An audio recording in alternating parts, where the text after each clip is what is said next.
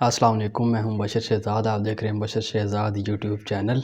Armenia और Azerbaijan के दरमियान जो जंग है वो अब भी जारी है। तकरीबन आज 12वां रोज़ उसको हो चुका है जंग को।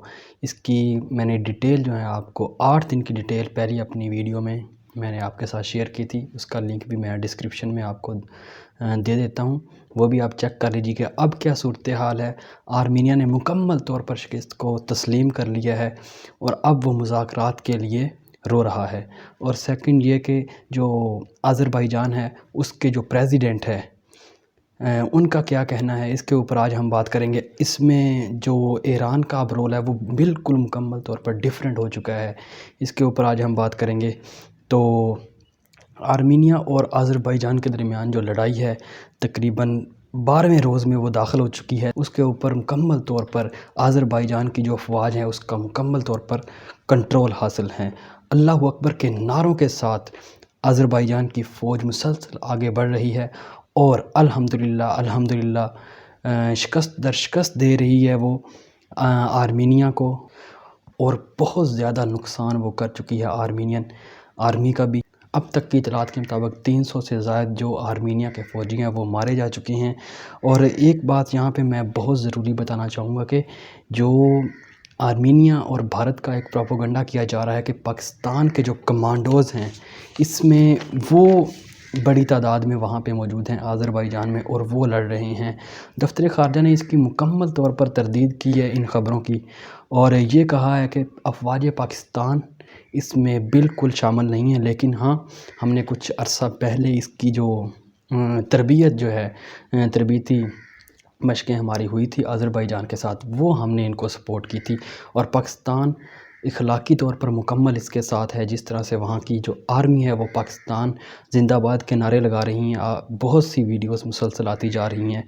अब जो आर्मीनिया उसने मुकम्मल तौर पर शिकस्त तस्लीम कर ली और वो बुखलाहट का शिकार हो चुका है, क्योंकि उसके जो अज़रबैजान है उसकी आर्मी ने उसके एक मुकम्मल यूनिट को तबाह कर दिया है।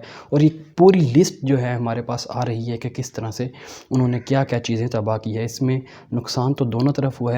अब जो हिकमत अमली अपनाई जा रही है आर्मीनिया की तरफ से वो बहुत ज़्यादा ख़तरनाक है।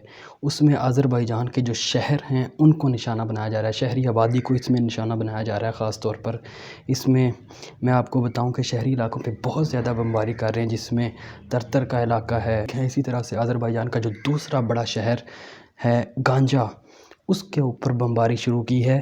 ये जो अज़रबैजान का मीडिया उसने भी तस्दीक की है और इंटरनेशनल मीडिया ने भी इसकी तस्दीक की है। इसी तरह से जो बाकी इलाके हैं, जब्राइल इस शहर का एक शहर है, इसके ऊपर बमबारी की है। और तकरीबन अब तक की जो इतलात हैं उसके मुताबिक 40 से ज़ायद जो शहरी हैं वो इसमें शहीद हो चुके हैं। अब तक की जो लेटेस्ट डेवलपमेंट हो रही हैं।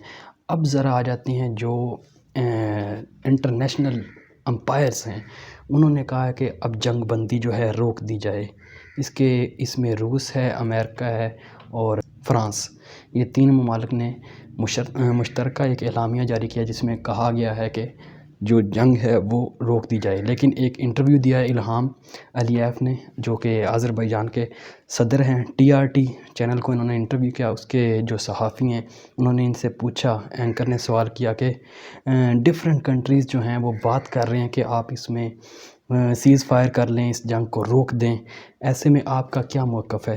तो अज़रबैजान के जो सदर हैं उनका जवाब बड़ा स्ट्रॉन्ग था। इसमें उन्होंने कहा कि महज़ कुछ हमारी मख़सूस जो शराइत हैं वो हैं, अगर उस पे अमल किया जाए तो फिर हम इसकी जंग बंदी कर सकते हैं, वरना नहीं करेंगे। और गैर मशरूत जंग बंदी वो नहीं हो सकती, ये उनका बयान था। आगे मज़ीद उन्होंने बताया कि मुझे मुख्तलिफ़ जो कंट्रीज़ हैं उनके जो सदर हैं या बाकी वज़ीर-ए-आज़म हैं उनकी कॉलें आ रही, वो जस्ट ये कह रहे हैं कि आप जंग को रोक दें, गैर मशरूत जंग।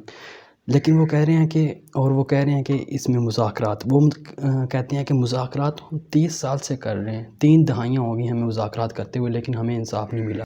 अब ज़रा आ जाते हैं जो शराइत रखी हैं अज़रबैजान के सदर इल्हाम अलीयेव ने, वो क्या है हमारे पास। उन्होंने कहा कि आर्मीनिया हमारे इलाकों से निकल जाए, आर्मीनिया हमारे इलाकों से निकल जाए और हमें टाइम फ्रेम दे के इस वक्त तक, इस डेट तक ये इलाका छोड़ देंगे और وہ لوگ جو اس جنگ کو رکوانا چاہتے ہیں، مثلا امریکہ، روس، وہ اس میں گارنٹی دے اس بات کی کہ یہ جو علاقے ہیں اس ڈیٹ کو ہم یہ علاقہ چھوڑیں گے، اس شہر کو اس ڈیٹ کو ہم یہ شہر چھوڑ دیں گے، اس کی وہ گارنٹی دیں. جو انٹرنیشنل امپائرز ہیں یہ بہت ہی کڑی شرائط انہوں نے رکھی ہے. اس وقت آذربائیجان کے جو صدر ہیں انہوں نے کہا کہ اس کے اوپر جو شرائط نمبر 2 ہے، انہوں نے کہا کہ اس کے اوپر جو آذربائیجان کی قوم ہے اس سے معافی مانگے، جو آرمینین گورنمنٹ ہے ان سے بھی معافی مانگے.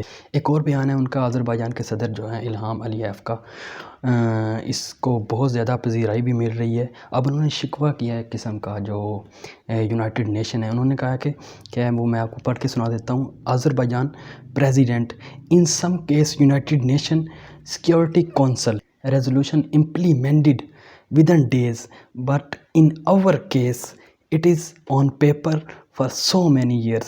کیا اس میں کہا، انہوں نے کہا کہ جو یونائٹڈ نیشن کی قرارداد ہوتی ہیں ان کے اوپر بعض قرارداد ایسی ہوتی ہیں جن کے اوپر جلد از جلد عمل کر دیا جاتا ہے، لیکن ہمارے کیس میں یہ ایک پیپر ہیں، یہ ایک کاغذ ہیں. 30 سال ہو گئے، اس 8 قراردادیں ہیں، ان کے اوپر کوئی عمل نہیں ہو سکا. تو یہی جو شکوہ ہے پاکستان بھی کرتا ہے، اور یہی شکوہ جو فلسطین کے جو لوگ ہیں وہ بھی ان سے کرتے ہیں کہ ہماری بات کیوں نہیں سنی جاتی، وہ صرف پیپر اور کاغذوں تک محدود کیوں رہ جاتی ہے. اس کے بعد وہ کہہ رہے ہیں کہ آپ ہمیں جنگ کا کہتے ہیں کہ جنگ کو روک دیں. اب ہم نے یہ علاقہ اپنے زور بازو سے حاصل کیا ہے، اب اس کو ہم تکمیل تک پہنچا کر پھر ہم اس کو روکیں گے.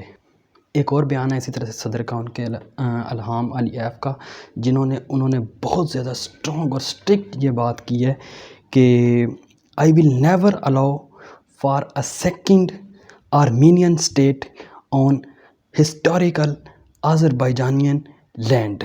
میں کبھی کسی کو اجازت نہیں دوں گا کہ آذربائیجان کی تاریخی سرزمین کے طور پر آرمینیا ایک دوسری ریاست قائم کرے. یہ بہت ہی زیادہ انہوں نے امپورٹنٹ بیان دیا ہے، اس کے اوپر بہت زیادہ ان کو پذیرائی ملی ہے وہاں پہ. اور مزید انہوں نے کہا کہ we will use all beings and restore our territorial integrity. ہم تمام وہ وسائل یوز کریں گے، اپنی جو جغرافیائی سالمیت ہے، خود مختاری ہے، اس کو حاصل کرنے کے لیے ہم اپنے تمام کے تمام جو وسائل ہیں وہ یوز کریں گے. اب ذرا ہم بات کرتے ہیں کہ جو ایران ہے اس کی جو سچویشن ہے وہ بڑی اس دفعہ ڈیفرنٹ ہو گئی ہے. آپ کو یاد ہوگا کہ جب یہی لڑائی 90s میں ہوئی تھی تو یا باقی جب ہوتی رہی تو ایران جو ہے وہ ہمیشہ ساتھ دیتا رہا ہے آرمینیا کا، لیکن اس دفعہ بڑی صورتحال، وہ کنڈیشن جو ہے وہ بڑی ڈیفرنٹ ہوئی ہے. 90 کی دہائی میں جب آپ کو یاد ہوگا، تھوڑا سا پیچھے جائیں، آج سے 20 سے 25 سال پیچھے، تو آپ کو معلوم ہوگا کہ آرمینیا اور آذربائیجان کے درمیان جو لڑائی ہوئی تھی اور جو اسلحہ تھا، کیونکہ اسلحہ روس سے آتا ہے آرمینیا کا، تو جو زمینی رستہ ہے وہ ایران کے تھرو ان کو پہنچا تھا اس وقت.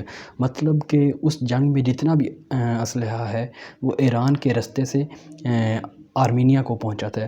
لیکن اب جو ایران ہے اس نے مختلف اپنی جو ایک ڈیفرنٹ اسٹریٹجی اپنائی ہے. ان کے جو لیڈر ہے، سپریم لیڈر آیت اللہ، انہوں نے یہ امید ظاہر کی ہے کہ آذربائیجان اپنے علاقے جلد خالی کروائے گا، اور میری اللہ سے دعا ہے کہ آذربائیجان کو کامیابی عطا فرمائے اللہ تعالیٰ، اور ہمیں جلد کوئی اچھی خبر سننے کو ملے. یہ کہا ہے آذربائیجان. اب مکمل طور پر جو ایران ہے وہ آذربائیجان کے ساتھ کھڑا ہے، اور اگر روس ان کو اسلحہ دیتا ہے آرمینیا کو، لیکن پھر وہ ایران کے رستے سے نہیں جا سکتا، اور کوئی اس کے پاس رستہ نہیں. روس پہلے ہی ان کی امداد نہیں کر سکتا کیونکہ ترکی رستے میں آ جاتا ہے. ترکی پہلے ہی اعلان کر چکا ہے کہ ہم آذربائیجان کے ساتھ مکمل طور پر ان کا ساتھ دیں گے اس جنگ میں. یہ جو ساری سچویشن ہے یہ میں نے آپ کے سامنے رکھ دی ہے. تقریباً 12 اکتوبر تک کی یہ سچویشن ہے، ساری جو کنڈیشن وہاں پہ ہے. اس میں جو آذربائیجان ہے اس کا پلڑا بھاری ہے، اور وہ مسلسل اپنے جو علاقے ہیں ان کے اوپر کنٹرول جو ہے وہ کر رہا ہے، جبکہ آرمینیا کی جو آرمی ہے وہ مسلسل پیچھے کی جانب بھاگ رہی ہے.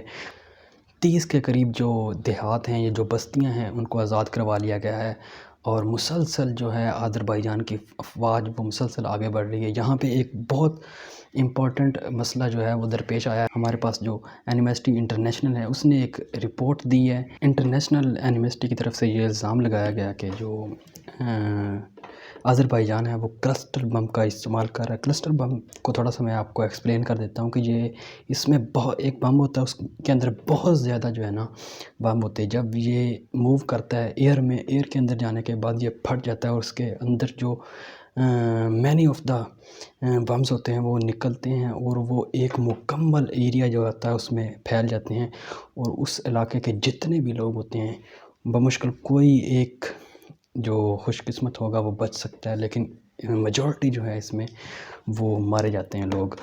لیکن جو آذربائیجان ہے انہوں نے یہ کہا ہے کہ ایمنسٹی جو انٹرنیشنل ہے وہ جانبداری کا مظاہرہ کر رہی ہے، اور وہ جو ہمارے علاقوں میں بم پھینکے جا رہے ہیں کلسٹر بم، ان کا نہیں بتایا جا رہا۔